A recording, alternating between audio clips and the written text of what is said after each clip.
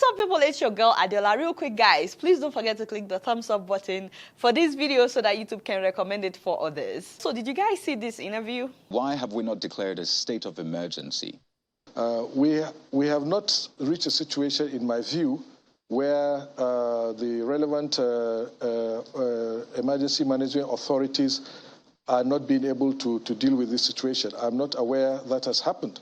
That, my people, is the Minister of Water Resources in Nigeria. And the reporter was telling him that Chad, a neighboring country also experiencing flood, has already declared a state of emergency. And he was asking, when will Nigeria do the same? And my father here is saying that, yes, it's an emergency, but it's not yet bad. We have not reached a situation, in my view, where the relevant emergency management authorities are not being able to deal with this situation. I'm not aware that has happened.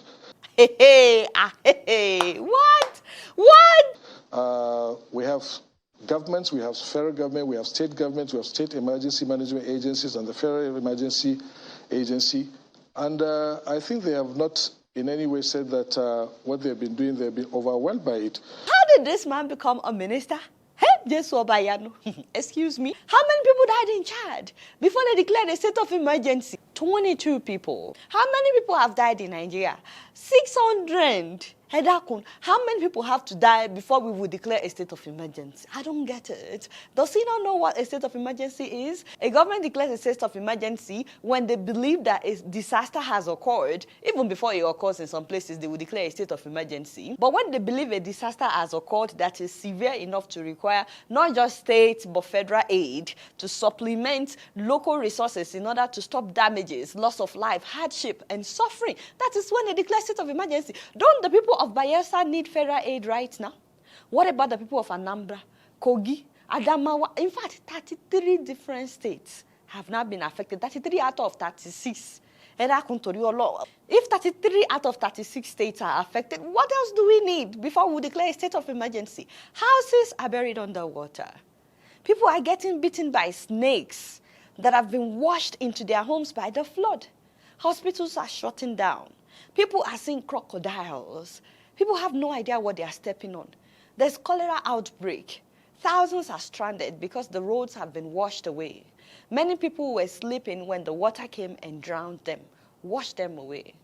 How do we even know that it's only 600 people that have died? I'm sure if this situation was beyond our capacity, certainly whatever the state of emergency or whatever that may encompass would have been declared. You know, in a sane country, they would have fired this man, no offense. In another country, they would have. But this is Nigeria, so he can say things like this. But then you can't really blame the minister when the president and the vice president till now have not visited any of the flood sites. I mean, the president did not even say anything until the 16th of this month. This thing has been going on for weeks. It was on the 16th that he said something and he promised to send help. Hopefully, you know, they actually fulfill the promise. But you know, in a civilized society, by now they should have deployed the military. They should have so many boats that would be saving people's lives. They should have shelters, well-maintained shelters for the people. They should have food distribution. There should be helicopters that would be going and picking up people who are stranded and taking them to safety. That's what they do in a state of emergency in other countries. They should deploy all the security forces to all these places, distributing food, saving lives. They should have doctors in line waiting to treat people that are sick and so on and so forth. Maybe the minister has no idea the meaning of declaring a state of emergency, but that is what we should be doing right now as a country.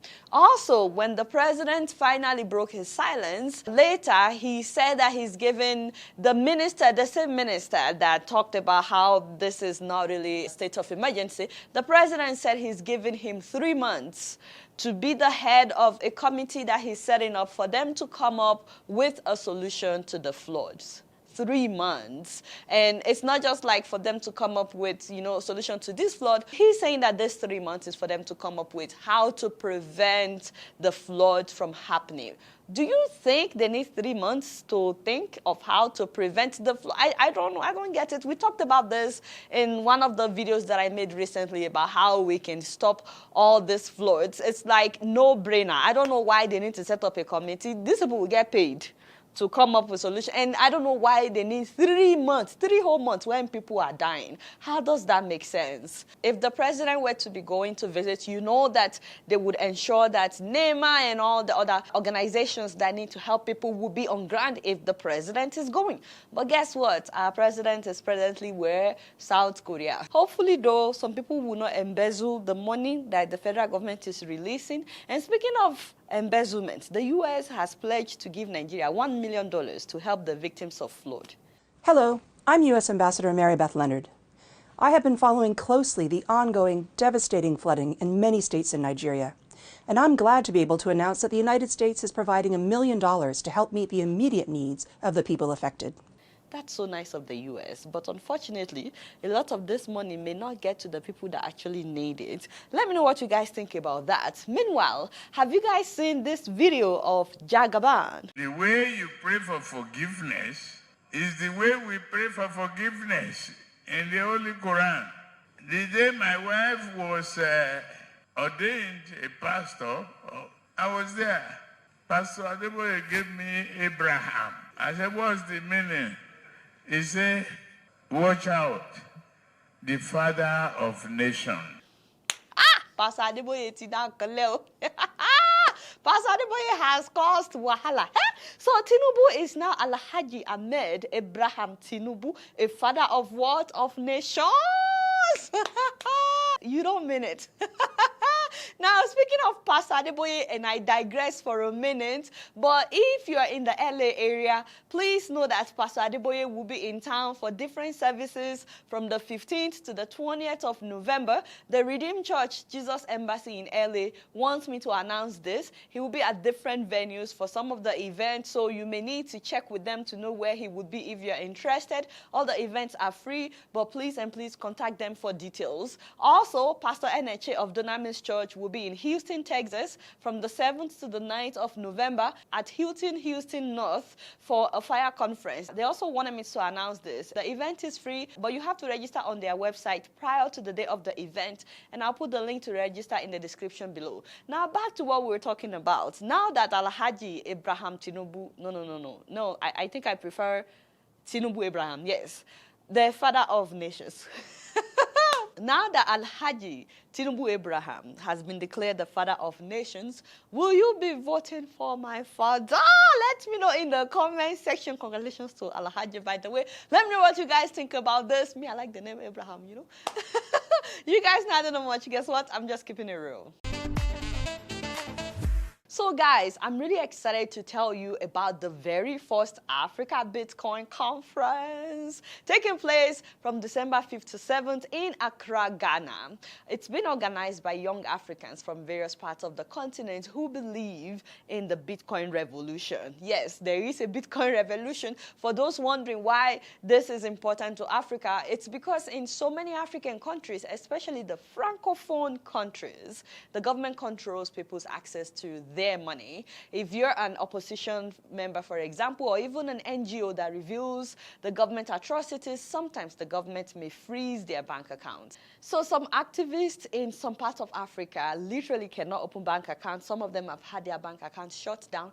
And it's not just happening in Africa, by the way. This also affects activists in China, Saudi Arabia, Afghanistan. But guess what? Bitcoin provides protection against all that. It's hard to send money to Somalia, for example, via Western Union. You can't, but you can send Bitcoin. So I'm not advertising for Bitcoin, by the way. I'm just trying to tell you about why they're having this conference in Accra, Ghana. We've talked about the CFA, for example. That is the currency in all the French-speaking African countries, which is being controlled by France, limiting the economic freedom of these African countries that use it and subjecting them to continued French authority. Don't forget that their foreign reserve is still in France. They are still paying taxes to France so long as they are spending this money that is being printed and controlled by France. So France continues to get free money so long as these African countries spend the CFA. And France has continuously prevented every effort for them to have their own currency. I mean, remember when West African countries, including Nigeria, decided to come up with their own currency called the ECO? We talked about it on this show. Remember how France immediately announced a new currency for their French speakers in West Africa? And that was the end of the ECO. That's how desperate France has been to keep all these African countries from having financial freedom.